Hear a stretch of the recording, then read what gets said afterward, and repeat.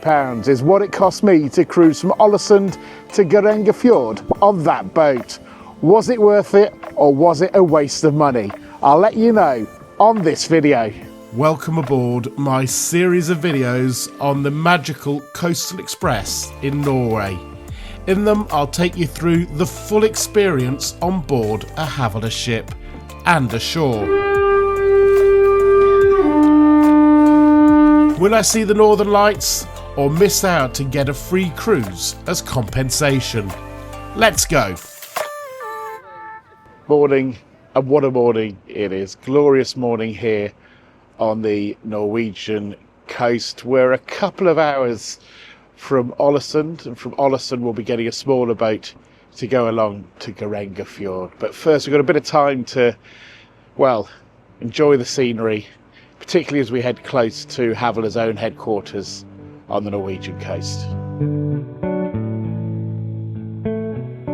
This is the plan today. After a couple of early morning stops, we'll sail by Havila's headquarters before a lightning stop at tiny Torvik. Then, at Ålesund, a smaller boat will take us on our excursion to Geiranger. It all ends with a spectacular sunset back in Ålesund.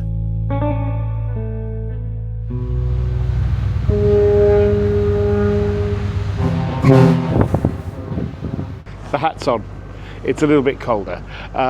So yeah, it's about 4 or 5 degrees. But once you get outside and if you get into a little bit of wind, it gets considerably colder.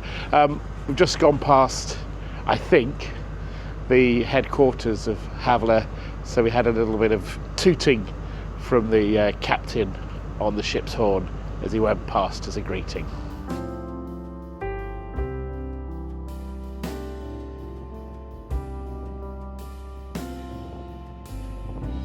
That behind me is Torvik. It's one of the smallest places that this ship will visit during its cruise up and down the Norwegian coast. It is tiny, it's just gone 8 o'clock in the morning, and there's not many people to see us come in, and frankly there's not many people out on deck to see us dock either.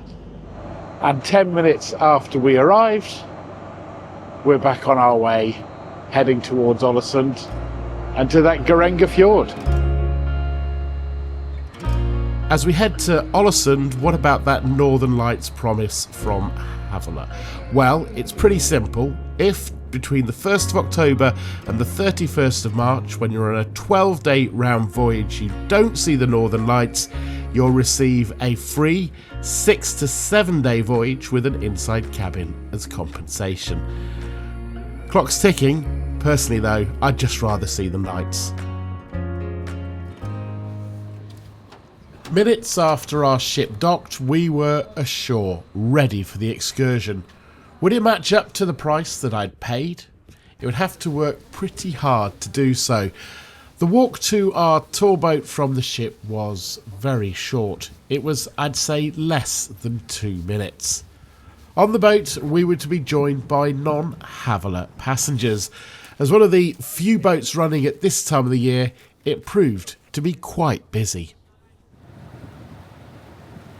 As we head out of Ålesund, if this video is proving entertaining and helpful, then please consider tickling the old subscribe button. We've a lot more of Norway to see on these series of films. And so we say goodbye to Ålesund and braving the cold temperatures as we pick up speed. We're now heading off to the Geirangerfjord. I should mention now that between April and August, your Havila or Hortin ship on the Coastal Express will sail to Geiranger and back to Ålesund, so you can see this area that way. Though, if you want to go ashore and see some of what I'm about to show you, you would have to pay extra for an excursion. So, can you spot the stork?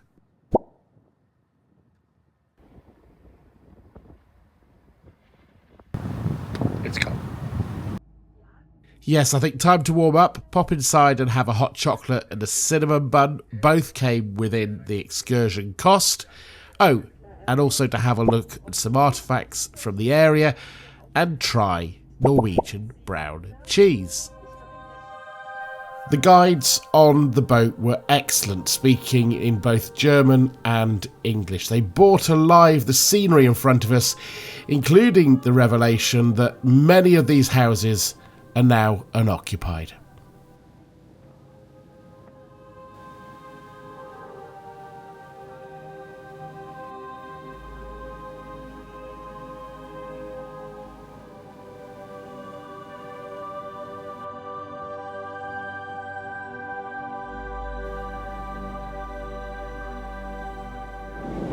At this stage, I could tell you how these fjords were formed, but I don't think we're going to do that. Let's just soak in some stunning scenery on a beautiful, beautiful day here in Norway.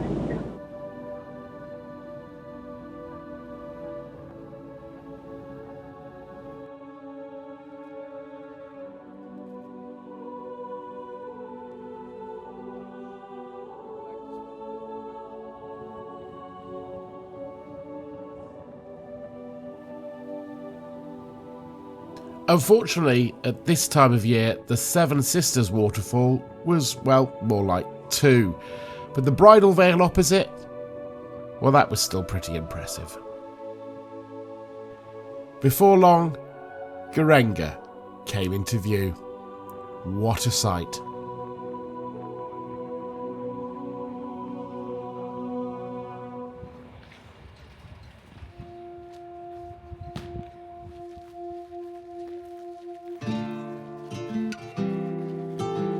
You can opt to take a bus up to the Norwegian Fjord Centre, our first stop-off point, but you can also take a walk up the stairs past the waterfalls, and that seemed, certainly for me, much more preferable to take in the Norwegian countryside. So yes, I have got the sunglasses on, and then the sun's gone in, so these will be coming off in a second or two, but you've seen a spectacular walk up to this centre, and then we're going to go even higher for an even better view, apparently, if you can believe that.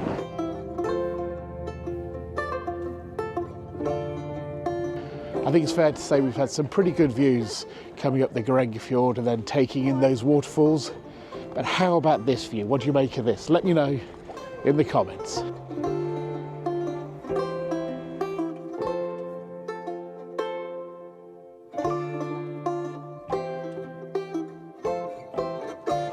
Once we got back from that viewpoint, we went in the visitor centre here, which you can see on screen now. See a film all about the area, and you have a chance to look around the exhibition. But with only about an hour in Geiranger before the boat goes, I'd rather, with you, come out here and just take in the views again. If you wonder why there are no pictures from me from inside there, they ask you not to take any. And you know me, I like to keep to the rules. In theory, it's apparently 10 degrees here. But that easterly wind, which has brought the nice weather, so we can't moan about that, well, it makes it feel quite a bit colder than that. And remember, at the end of this video, I'll let you know exactly how much this excursion cost me. I'll be honest, it made me think twice about booking it, but certainly at the moment, I'm feeling it was an investment well worth taking. Without the crowds, here's that view again. There are 2 more things to mention as we get back towards the boat, back to Ålesund and back to our ship. First of all, we're going to be getting some food, some Geiranger tapas. I'm going to take a guess at some sort of reindeer meat, maybe something goaty and some cheese.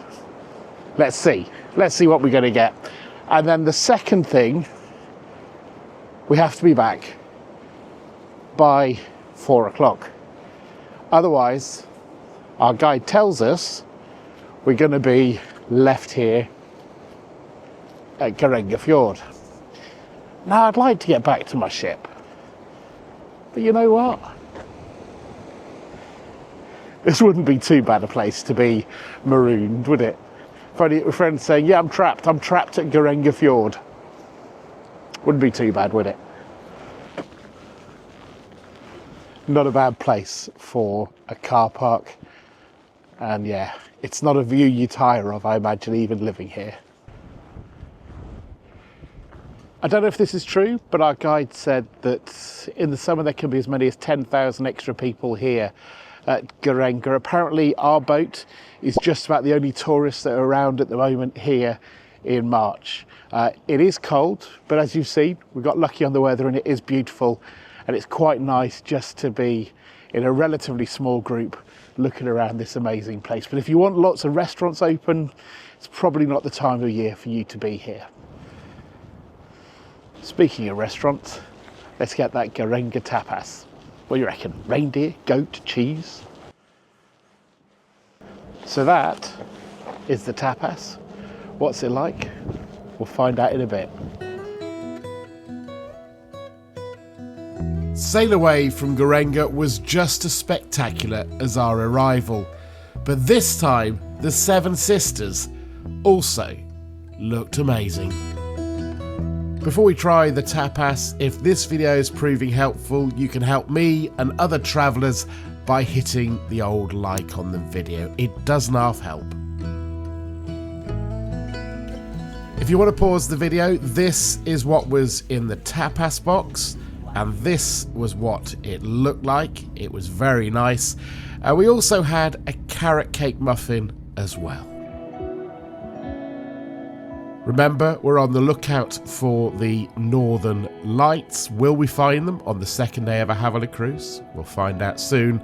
But for now, settle back and enjoy a spectacular journey back to Ålesund.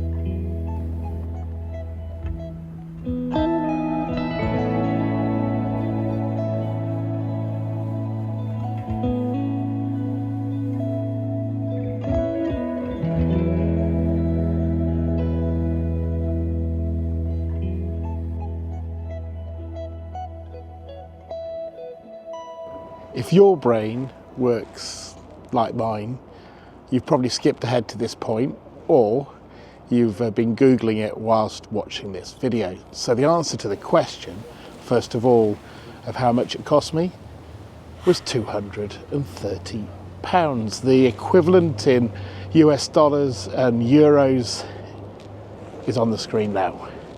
But the question is, was it worth it?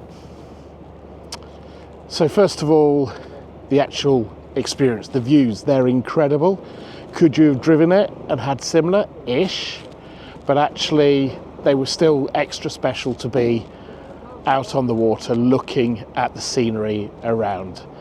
Then there were the guides. Now look, you know what I mean when I say some guides just have word salads. They just throw words at you. They talk at you constantly. You're trying to enjoy the moment and they're just talking too much. These guides were excellent. They talked in a limited way to you, but they provided really good information and they really enriched the experience. Then there's the food.